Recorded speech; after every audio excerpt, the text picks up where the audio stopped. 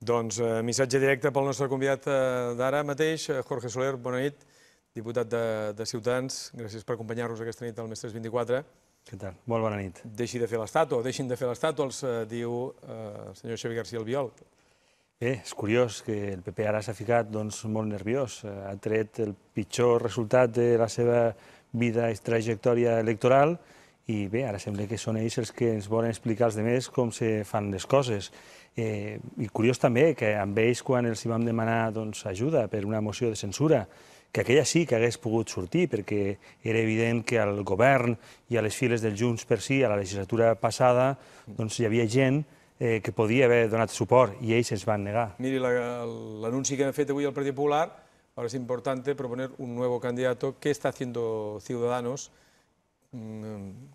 ¿Hasta cuándo Arrimadas va a estar escondida la candidata de Ciudadanos ganó en Cataluña para solo ponerlo en su currículum? ¿Les da miedo gobernar porque es más cómodo estar en la oposición enredando y apuntándose medallas?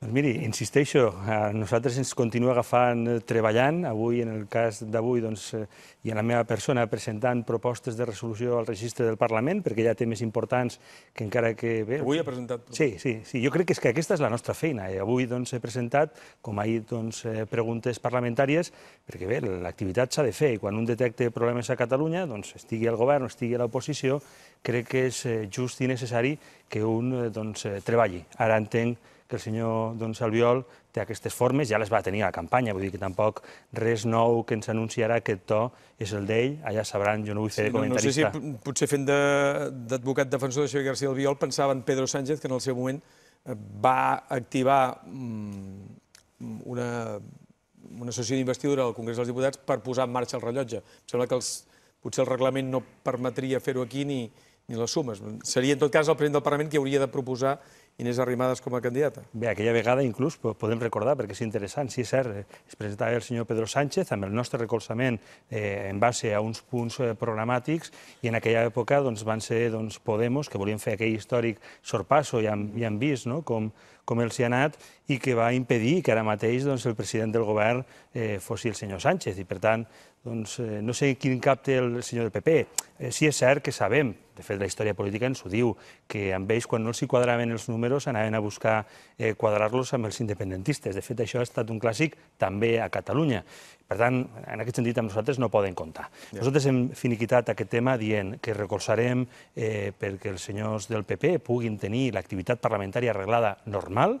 Ara bé, cal dir que si haguéssim donat aquell escó amb ells, aquells diputats que ells ens exigeixen, automàticament sí que perdríem votacions al Parlament, perquè llavors la CUP es quedaria sola amb grup propi, seria el grup mixt, però estaria sempre sola. Per tant, ells diuen això, ja coneixem quin és el to habitual que té el PP, jo no vull fer del seu comentarista, sé quins són els seus resultats, estan nerviosos, ho entenc, però bé, nosaltres fem política, creiem bé estar moderant i controlant la nostra activitat parlamentària i en lloc de l'estàtua el que nosaltres estem fent és continuar fent el que hem sempre fet, que és presentar propostes i treballar pel Parlament. Escolti, la sessió d'avui, aquest matí, quan el president del Parlament, Roger Torrent, ha decidit ajornar, no desconvocar el ple, com ho han sabut?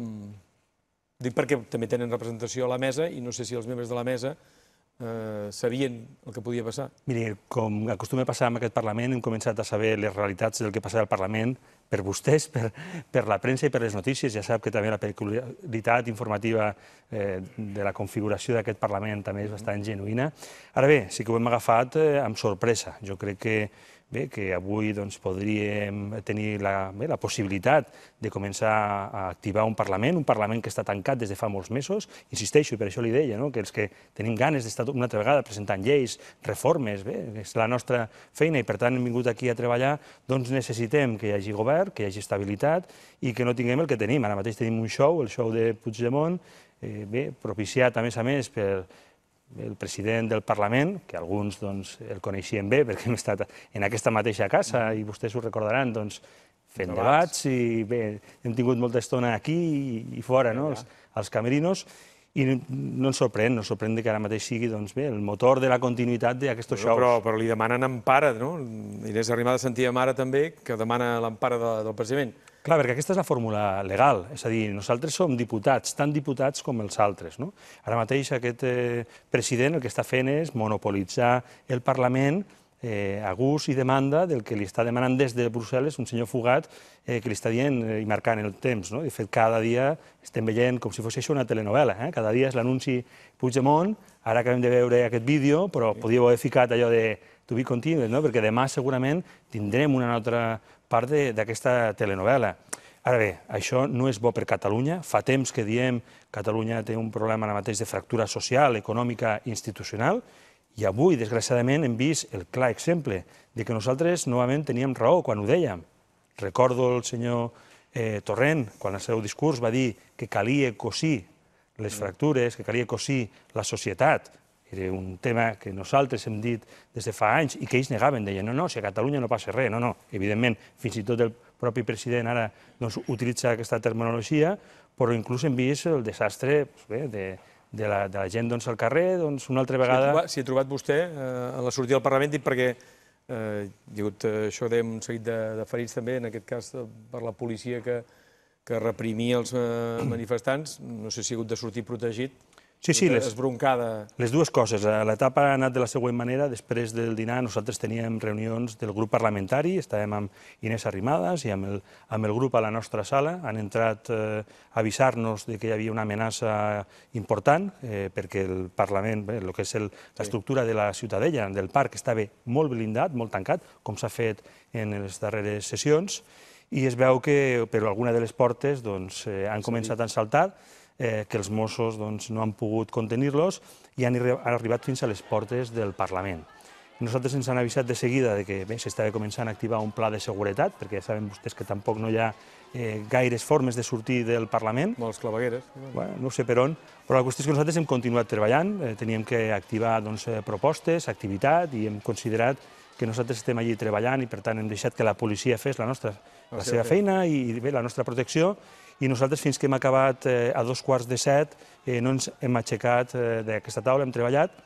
S'ha fet la policia dues propostes, una era sortir d'amagats no sé per on, i l'altra era sortir com hem sortit, per la porta principal donant la cara, i així ha estat. Hem sortit fortament escoltats, hi havia policia moltíssima, hem sortit molt increpats, molt insultats, s'han recordat bé de la meva mare i de la mare de molts, però bé, aquesta és la realitat. Hem pogut arribar amb tota tranquil·litat. Albert Rivera però ha dit que demanarà explicacions al govern, no sé si al ministre Zoido, perquè ara, clar, el govern és a distància, no? El govern és a Madrid, el govern de la Generalitat. Bé, suposo que el que voldrà fer, com és natural, i de fet si no sortiria d'aquí, és demanar explicacions, què és el que ha passat. Un Parlament que està tancat per seguretat, perquè hi ha temes de seguretat importants. Crec que, de fet, des que ho hem vist en primera línia, és bastant incomprensible que es trenquin tots els filtres de seguretat fins al punt que hem vist gent ja penjada saltant les valles interiors. De fet, també dintre hi havia convidats que han estat penjant estelades dintre del recinte del Parlament i que, a més, això ha generat una picabaralla. He vist un vídeo, mira, el cotxe quan venia ara cap aquí, cap als estudis, una picabaralla entre els Mossos d'Esquadra, alguns membres crec que eren de la CUP, que els estiraven les estelades dintre del Parlament. Tot en si jo crec que és bastant lamentable que passi això en un Parlament. Escolti, i el que ha passat avui creu que és per complir les mesures cautelars del Constitucional o per mirar de desbordar-les? Vull dir que fins a quin punt el Parlament de Catalunya ha de tenir els seus mecanismes per triar els candidats a presidir la Generalitat o els ha de dictar el Constitucional? Bé, a mi em sembla que és bastant evident. Avui tenim un ple on hi ha tots els diputats que podien ser elegits i que requereixen una força suficient per ser votats. Ara parlàveu a la taula, si Puigdemont o no Puigdemont. Bé, jo crec que tothom sap, i de fet és que tenim, no sé si diu el privilegi, però que escoltem diputats de totes les formacions al carrer. Quan no esteu els periodistes, les càmeres, tothom sap que aquest peix es vendrà aviat. El senyor Puigdemont no tornarà, es quedarà allà, perquè a més des d'aquí oferiran un plan B. De fet, ja des de la setmana passada alguns estem sentint els noms d'aquest plan B i estic segur que aquests noms seran presentats dintre de poc. I per on vostès de fet demanen que presentin un candidat alternatiu?